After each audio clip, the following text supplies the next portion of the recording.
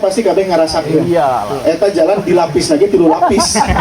Jalan jauh provinsi mah. Dan can mampu Kabupaten Subang mah kitu teh da duit lagi.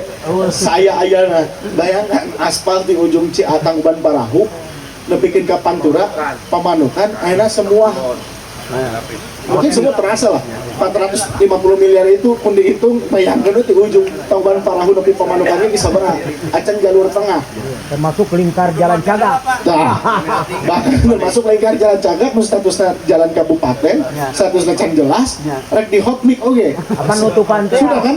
Sudah Jadi ulah di dieu Terus di hot mic lagi. rai beton teh, eta mah lain meunang.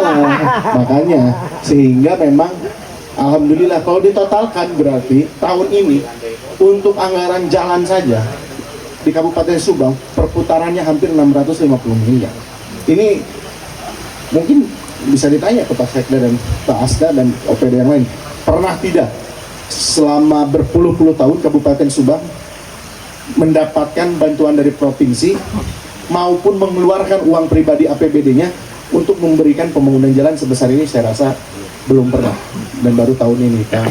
Sehingga untuk fokus jalan lingkar luar, insya Allah mudah-mudahan 2027 jalan tidak meleset, benar-benar sudah bisa lalecir.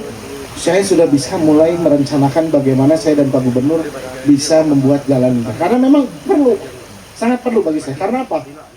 Dengan adanya